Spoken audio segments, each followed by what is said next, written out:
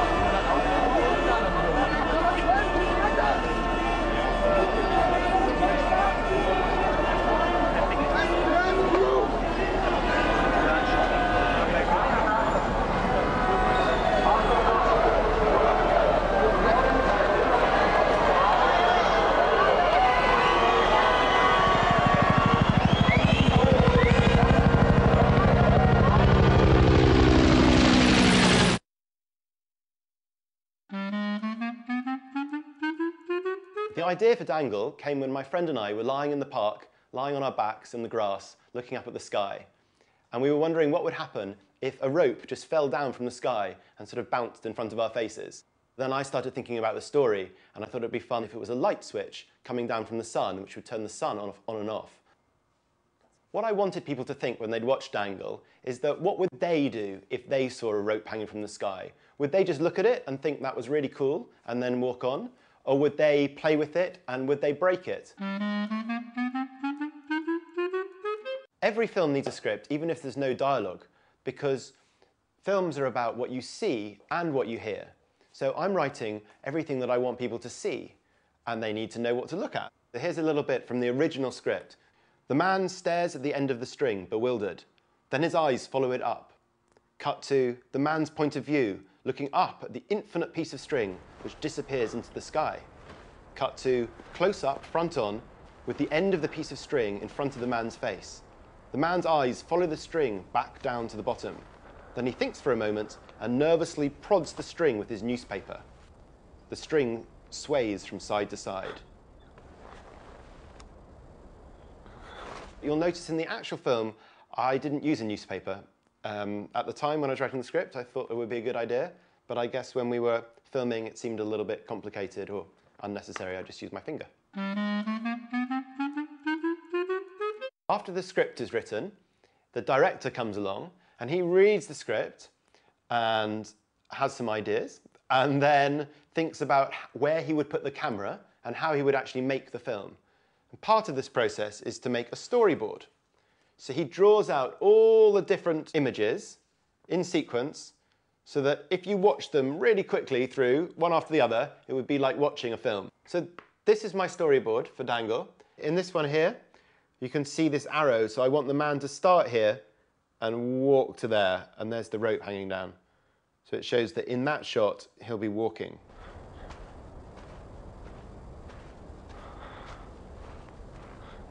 This shot here is the same as this image here, looking up at the man, up his nose, and the rope goes up into the sky.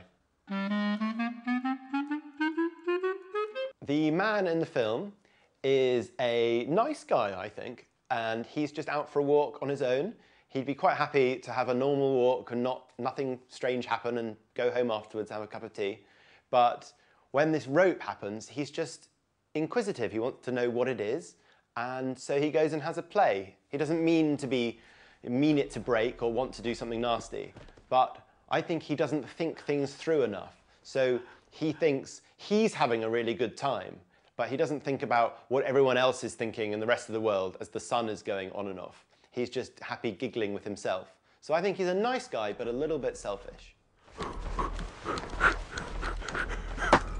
It's important that this film is set in the countryside on top of a hill, so that the man is on his own. If it was set, if the rope had come down in the middle of a city, for example, then there'd be lots of people around all pointing at it and fighting over who should touch it. And I didn't want that. I wanted one person on his own. When I was making Dangle, I used a close-up when I wanted to see the expression on the man's face. So when he just pulled the rope and turned the sun off, I wanted to see the shock on his face, like, oh my, what have I done? So we were really tight and really close up on his face. Then I was thinking of when to use a mid-shot. So when he's having a good time turning the light on and off, I used lots of mid-shots because you could see his whole body. You could see all the silly positions he was getting himself in as he turned the light on and off. And also sometimes I wanted to use a really wide shot to show that there was this little man and this long rope on this big field and there was no one else around.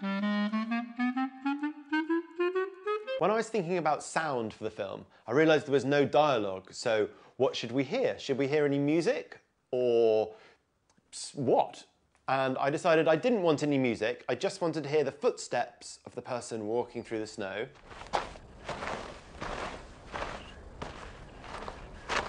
And then his breaths and gasps of astonishment, so that you really felt you were with him.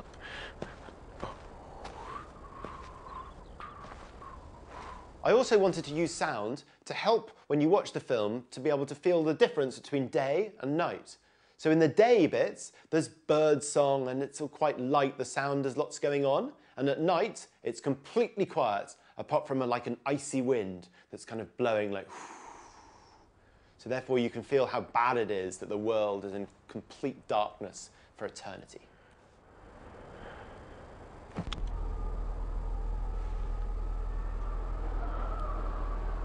When the rope is tumbling down from the sky, you can hear the noise it makes. And that sound helps you feel how long this rope is. It doesn't seem to stop, it keeps falling, and sound can really help make people imagine things better.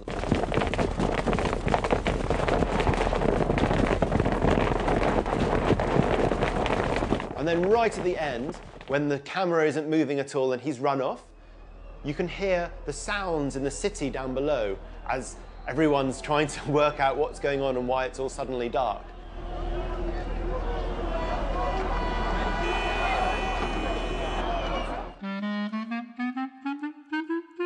So the special effects in Dangle, there's two big ones. First of all, there's the rope, which obviously we couldn't get a rope hanging down from the sky.